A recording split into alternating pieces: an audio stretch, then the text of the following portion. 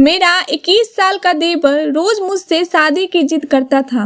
मैं सारा दिन अपने आप को बसती और कमरे में छुप कर रहती थी। देवर घर से आता तब जल्दी जल्दी घर का सारा काम खत्म करती रहती, लेकिन एक रोज छुपकर देवर साथ वाले कमरे में बैठ गया। मुझको खबर न थी, बाहर निकली तो मेरे होश उड़ गए। उस रात देवर मेरे साथ। मेरे देवर को शादी का बहुत शौक था। मेरी शादी हुई तो कहने लगा, भाभी मेरी भी शादी करवा दो। जब मैंने पूछा कि लड़की कैसी चाहिए तो मुझे सर से पांव तक देखने लगा और मुस्कुराते हुए कहा। मेरे कमरे से बाहर निकल गया। मैं देवर की नज़रों को देखकर परेशान थी। मेरा पति भी कमरे में मौजूद था और मैं यही सोच रही थी, लेकिन फिर अपने दिमाग को झटका, शायद मैंने गलत सोच लिया था। लेकिन उसके बाद तो मेरे देवर ने यह बात जैसे पकड़ ली थी। बार बार मुझे यह कहता कि मेरी शादी करवा दो।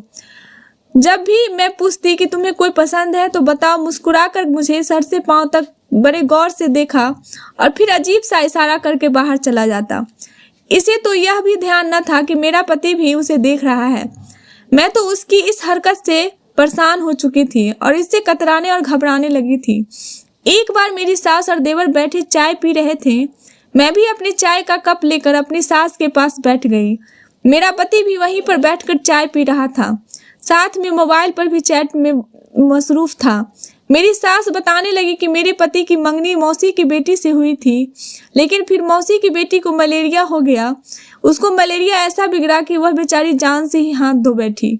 उसके बाद मेरी सास कहने लगी कि अगर वह जिंदा होती तो आज अमीर बीवी तुम नहीं बल्कि वह होती। अभी मेरे सास बात कर ही रही थी कि जब मेरा देवर ने एकदम से कहा, और भाभी मेरा बीवी होती। यह कहना था कि मेरी सास ने उसकी कमर पर थपकी लगाई और कहने लगी, तुझे शर्म नहीं आती ऐसी बात करते हुए? भाभी है तुम्हारी। वह कहने लगा, हाँ अब तो भाभी है। जाहिर है अगर कोई भाई की शादी मौसी की बेटी से हो जाती तो फिर उन्हें तो मेरे लिए ही पसंद करती ना। आप मुझे न जाने क्यों देवर की यह बात बहुत ही बुरी लगी थी। मेरी सास ने तो इस बात को हंसकर टाल दिया, लेकिन मैं वहां से उठकर किचन में चली गई। मेरा पति भी चुपचाप बैठा चाय पी रहा था। उसके बाद तो मेरे देवर को जैसे छुट्टी सी मिल गई थी। कभी कहता, आप गुलाबी रंग में बहुत प्यारी लगती हैं, ऐसे करे गुलाबी रंग का कपड़ा पहन लिया करे।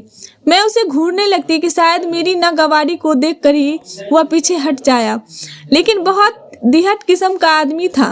मेरा पति बहुत ज़्यादा सादा मिजाज किस्म का शासक था।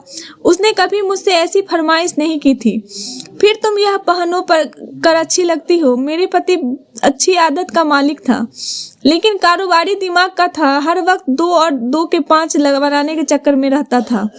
एक बार मैंने पूछा, कैसी लग रही हूँ? तो वो मुझे बस देखता रहा और कहता रहा, हाँ देखने में तो ठीक ही लग रही हो। तुम्हें क्या हुआ है? देखो बीमार ना पड़ जाना। खामोश, मेरे 2000 तुम पर लग जाएंगे। दूसरी तरफ मेरा देवर था, हर वक्त मुझे अजीब नज़र से देखता रहता था। एक बार तो उसने हद ही पार कर दी। मेरे कमरे में बिना दस्तक के आ गया। मैं उस वक्त तैयार हो रही थी। जाहिर है नई नई शादी हुई थी, इसलिए मैंने फैंसी जोड़ा पहन रखा था, मेकअप किया, बाल भी खुला छोड़ दिए थे। वह बिना दस्तक के मेरे कमरे में आ गया। मुझे देखकर कुछ पल तो देखता ही रह गया। उसके यूं ही कमरे में आने पर मैं कुछ घबरा सी गई थी और मैंने दुपट्टा भी नहीं रखा था। मेरा दुपट्टा भी बेड पर ही था। सबसे पहले तो मैं बेड पर दुपट्टा उठाया और खुद पर डाल लिया। फिर उसे कहने लगी कि तुम्हें तमीज नहीं है, किसी के कमरे में आने से पहले इजाज़त लेनी चाहिए, फिर कमरे में आते हैं। यह क्या है कि मुंह उठाकर कमरे में चले आते हो? मेरे लहजे पर बजाय शर्मिंदा होने के वह मुस्कुरा रहा था। कहने लगा, आपनों के कमरों में आने की इजाज़त नहीं होती। आप कौन सा गैर हैं? यह कहकर वह मेरे बेड पर बैठ गया। मैं तो उसकी हरकत पर हैरान सी रह गई थी। मैंने कहा, तुम्हें कोई काम नहीं है? मुझे मेरा काम करने दो। वह कहने लगा, हाँ बहुत ज़रूरी काम है, बैठ बताता हूँ आपको। लेकिन मुझे यह बात ठीक सी नहीं लग रही थी। अकेले कमरे में देवर के साथ बेड पर बैठूं। मैंने कहा, मेरे पास वक्त नहीं है तुम्हारी फिजूलियत के लिए, तुम बस इधर उधर की बातें करोगे। मुझे पता है तुम्हें कोई काम नहीं है। यह कहकर जैसे ही मैं कमरे से बाहर निकली, मैं अपने पति से बुरी तरह से टकरा गई। वह शायद कमरे में आ रहे थे। मेरे टकराने पर कहने लगे, क्या हो गया है? क्यों भागकर चली जा रही हो? इतनी तेजी से जैसे ही वह अंदर आए तो देवर को कमरे में बैठा देखकर कुछ पल हम दोनों को देखने लगे। अपने पति को यूं अजीब भरी नजरों से देखते हुए मेरा तो दिल जोर जोर से धड़कने लगा था कि कहीं वह कुछ गलत न समझ बैठे। लेकिन फिर उन्होंने बड़े सख्त लफ्ज़ में देवर से कहा, तुम यहाँ क्या कर रहे हो? वह कहने लगा, भाभी से बातें। वह भी पिछले 1 घंटे से हम दोनों बातें ही तो कर रहे थे। आओ न भैया, आप भी बैठो, बातें करते हैं। बड़े फड़ाते से उसने झूठ बोला था। मैंने कहा, नहीं अमीर यह झूठ बोल रहा है। मैं तो उसके साथ कोई बात नहीं कर रही थी। यह अभी आया था। मेरी बात सुनकर मेरा पति कहने लगा, जाओ जाकर खाना बनाओ। बातें करने के लिए तुम्हारे पास बहुत फुर्सत होती है, थोड़ा काम भी की तरफ भी ध्यान दे दिया करो। मेरे पति ने मुझे इस लहजे में बात की थी। मुझे अपने देवर पर जी भर गुस्सा आ रहा था। मैंने खाना बनाया और दस्तर खाने पर लगा दिया। मेरे पति का मूड बहुत खराब था। रात को जब मैं सोने के लिए कमरे में आई तो कहने लगा कि मुझे ऐसी औरतें बिल्कुल पसंद नहीं हैं जो देवर से बेफुलत बात करते रहे। मैंने अपने पति से कहा कि वह झूठ बोल रही थी। वह कहने लगा कि मैं पिछले 15 मिनट से घर पर आया हूँ, लेकिन तुम 15 मिनट से कमरे में नहीं थी और वह भी कमरे में ही था। मुझे बेवकूफ़ मत समझो। मैंने तो अब यह किया। देवर सोने के लिए कमरे में आई तो कहने लगा कि मुझे ऐसी औरत बिल्कुल पसंद नहीं है जो देवर से बेमतलब का बात करते रहे। मैंने अपने पति से कहा कि वह झूठ बोल रहा था। वह कहने लगा कि मैं पिछले 15 मिनट से घर पर आया हूँ, लेकिन तुम 15 मिनट से कमरे में नहीं थी और वह भी कमरे में ही बैठा था। मुझे बेवकूफ़ मत समझो। मैंने तो अब यह किया कि देवर से कतराना शुरू कर दिया। मैंने उससे बातचीत बिल्कुल छोड़ दी थी। जहाँ वह होता मैं वहाँ से निकल कर कहीं और चली जाती थी।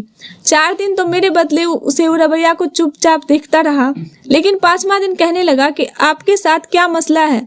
जहाँ मैं बैठता हूँ आप उठकर चली जाती हैं। मैंने कहा कि तुम छोटे हो, तुम्हारी वजह से तुम्हारा भाई मुझे गुस्से से घूर के देखता है। तुमने क्यों झूठ बोला कि तुम 1 घंटे से मेरे साथ बैठकर बातें कर रहे थे? वह कहने लगा, मैंने तो यूं ही मजाक से कहा था। भाई को तो आदत है। फिर मुझे कहने लगा, मैं आपको यही तो बताने आया था कि मेरा भाई बहुत ही शक्ति वाला इंसान है। उसको शक करने की आदत है। बड़ी गलत बंदे से आपकी शादी हुई है। मुझे तो आपके बारे में सोच सोच कर भी अफसोस होता है। देवर की बात से मैं तो कुछ अजीब सी हो गई थी। कुछ मेरे पति का रवैया भी मुझे ऐसा ही लगता था, लेकिन मैंने कहा ऐसी बात नहीं है। समीर बहुत अच्छे इंसान है, तुमसे बहुत जरा दूर ही रहा करो। उसने मेरी बात पर अपना कंधा उचकुचाया और कमरे में बाहर चला गया। मैंने सुख का सांस लिया। चलो, उसे बात तो समझ में आ गई। फिर मेरे दिल में यह भी बात आने लगी कि मेरा पति अगर शक्की मिजाज किस्म का है तो मुझे तो और भी एहतियात से रहना चाहिए। लेकिन मेरा दिल इस बात के लिए मान नहीं रहा था। उससे पहले कभी उन्होंने मेरे साथ ऐसा रवैया नहीं किया था। मेरी शादी को 1 महीना गुजर गया था। इस 1 महीने में मुझे यह महसूस नहीं हुआ था कि मेरे पति शक्की मिजाज हैं, लेकिन पिछले कुछ दिनों से वह मुझे बहुत अजीब तरह से देखा करते थे। बार बार मुझे देवर के बारे में सवाल करते थे।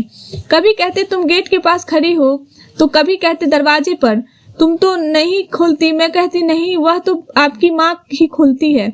वह कहने लगे, हाँ ठीक है, देखो बाहर के दरवाजे के पास नहीं जाना, बड़े आवारे लड़के हैं। हमारे मोहल्ले में अपने पति की यह बात सुनकर मुझे भी यही लगने लगा था कि शायद मेरे पति शक्की हैं। मैं हर उस काम से बचती थी जिसे मेरा पति मुझ पर शक न करे और मुझे खफा न हो। लेकिन एक बार ऐसा हुआ कि सब कुछ तबाह बर्बाद हो गया। मेरी सास मुझसे कहने लगी कि वह कुछ दिन के लिए लाहौर जा रहे हैं अपनी बहन के पास, क्योंकि उसकी बहन बीमार है। मेरा देवर ही मेरी सास को लाहौर छोड़ने गया था। मुझे तो लग रहा था कि वह भी सास के साथ वहीं रह जाएगा, लेकिन वह तो अगली रोज ही वापस आ गया। मेरे पति ने देवर से कहा कि तुम भी मम्मी के साथ लाहौर में ही रह लेते। कहने लगा, नहीं, मेरी पढ़ाई का मसला है। यूनिवर्सिटी में मेरे सेमेस्टर होने वाले हैं। अब तो मुझे और भी परेशानी होने लगी थी, क्योंकि मेरा देवर दोपहर को यूनिवर्सिटी से वापस आ जाता और मेरा पति रात को आता था। दोपहर से रात तक मेरा देवर घर पर ही रहता था, कहीं ना कहीं जाता था और मेरे लिए वह वक्त परेशान करने वाली थी। मैं अपने कमरे में ही दरवाज़ा लॉक करके बैठी रहती थी, यही इंतजार करती कि कब वह बाहर जाए और मैं कुछ किचन का काम निपटाऊं। जब वह यूनिवर्सिटी में होता तो मैं फटाफट से खाना बनाकर आटा गूंथ के सारे काम करके अपने कमरे में जाकर बैठ जाती लेकिन रात की रोटी तो मुझसे अपने पति के आने से पहले ही बनानी होती थी और मैं चाहती थी कि उस वक्त देवर कहीं चला जाए, लेकिन उसे नहीं कह सकती थी।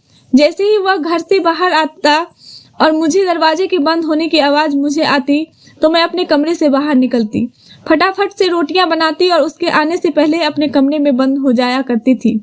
जब मेरे पति आता था तभी कमरे से बाहर निकलती थी। खाने के दौरान मेरा देवर मुझे देखता रहता, जैसे कुछ कहना चाहता हो। मेरी कोशिश थी कि जल्द से जल्द यह दिन गुजरे और मेरी सास वापस आ जाए, क्योंकि यूं कमरे में हर वक्त बंद रहना मुझे घुटन सी होती थी। दूसरा दिन देवर वैसे ही कुछ बेशरम किस्म का था, जो एकदम मेरे कमरे में आ जाया करता था। वह मेरा दरवाजा भी तो खटखटा सकता था कि बाहर निकलो, तुम क्या हर वक्त हमारे कमरे में रहते हो। मैं समझ नहीं पा रही थी कि यह वक्त कैसे गुजरेगा। अभी मैं इस वक्त को ही सोच रही थी कि तभी मेरी सास का फोन आ गया। उनकी बहन की हालत बहुत ही खराब हो गई है, इसलिए हो सकता है वह कुछ महीनों लाहौर में ही रहेगी। यह सुनकर तो मेरी परेशानी और भी बढ़ गई थी। पति घर आता तो बार बार मुझसे सवाल जवाब करता, और जब देवर यूनिवर्सिटी से वापस आता तो क्या करता, क्या घर पर भी बैठा रहता है, कहीं जाता है कि नहीं। मैं कहती मुझे नहीं मालूम, मैं अपने कमरे में होती हूँ। कहने लगा तुम्हें सब मालूम है, तुम 24 घंटे कमरे में थोड़ी बैठी रहती हो। मैंने कहा समीर, आप मुझसे किस किस्म की बातें कर रहे हैं, आप क्या कहना चाहते हैं, एक बार मुझे सब बता दें। मैं अपने पति की शक भरी बातों से तंग आ चुकी थी। कहने लगा बता दूंगा, फिर मेरे करीब आकर कहने लगा देखो मुझे शक करने की आदत नहीं है, लेकिन मुझे कोई ऐसी वैसी बातें मालूम हुई है।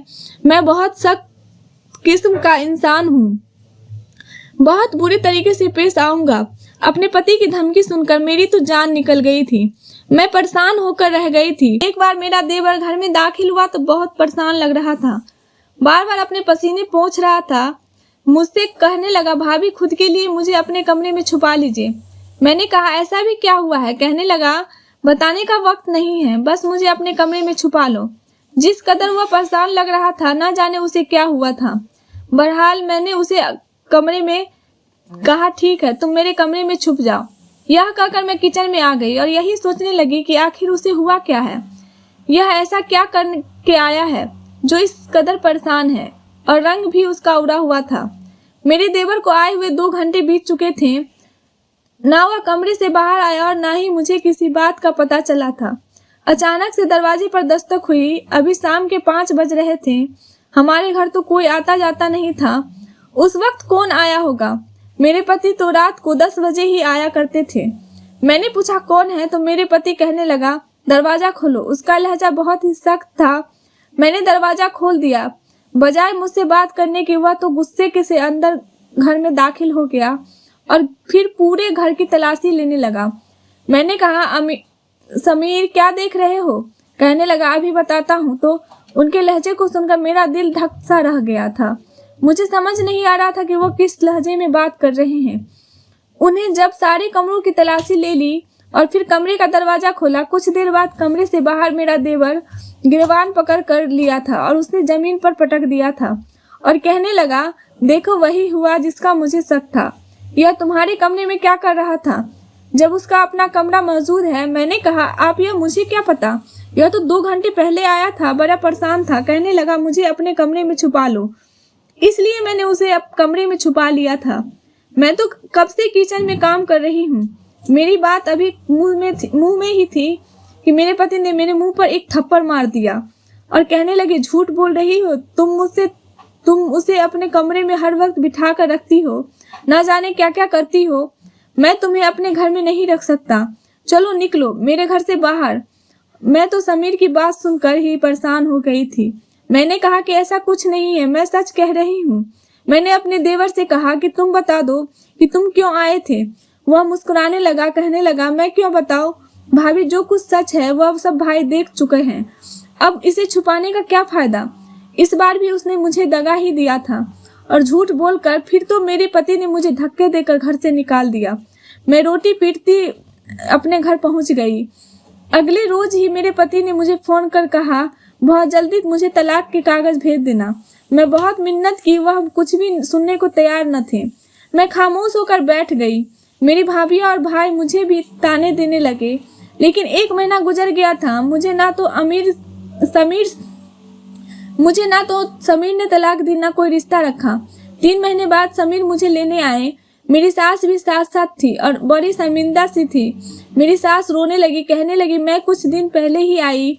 मुझे जब यह मालूम हुआ तो मैंने समीर को बहुत डांटा और वापस कहा, तुमने क्यों ऐसा किया? मैं तुमसे बहुत शर्मिंदा हूँ। मैं नहीं जानती थी कि समीर ऐसे कदम भी उठा सकता है। असल में उसे शुरू से ही शक करने की आदत है और मेरा छोटा बेटा बहुत ही मजाकी है। इसलिए शक का इलाज करने के लिए उसने अपने भाई के सामने जानबूझकर ऐसा रवैया रखा। जब तुम्हारे और उसके बीच कोई गलत बातचीत चल रही हो तब समीर ने तुम्हें घर से निकाल दिया तो समीर को एहसास हुआ तुमसे सच्ची मोहब्बत हो गई थी। 3 महीने उससे अच्छी तरह से एहसास हो गया कि वह तुम्हारे बगैर नहीं रह सकता। फिर उसने मेरी मिन्नत की तो मेरी छोटे बेटे ने कहा कि नहीं, आपको जिस तरह शक करने की आदत है आप भाभी की जिंदगी को बहुत ही खराब बना देंगे। मैं भाभी के साथ जानबूझकर आपके सामने ऐसे रवैया रखता था। यह देखना चाहता था कि आप अपनी शादीशुदा रिश्ते को कितने अच्छे से रख सकते हो, लेकिन आपने तो ऐसे एक कच्ची डोर की तरह समझा था। मैं आपको एहसास दिलाना चाहता था कि यह रिश्ते कितने अनमोल होते हैं। समीर को अपनी गलती का एहसास हो गया था, इसलिए आज यह मुझे अपने साथ ले गए दोबारा। कभी भी तुम पर शक ना करेंगे। जो कुछ मेरे देवर ने किया वह एक इलाज की हिस्सा था, ताकि वह अपने भाई को एहसास दिला सके कि अगर वह मुझे किसी के साथ बातचीत करते देख ले या फिर कमरे में कोई मौजूद है तो इसका मतलब यह नहीं कि मैं बुरी औरत हूँ। धन्यवाद दोस्तों। आप लोगों को हमारी कहानी अच्छी लगी तो लाइक शेयर करें और ऐसी ही कहानियों के लिए हमें सब्सक्राइब जरूर करें, क्योंकि आपकी एक सब्सक्राइब से किसी की जिंदगी बदल सकती है।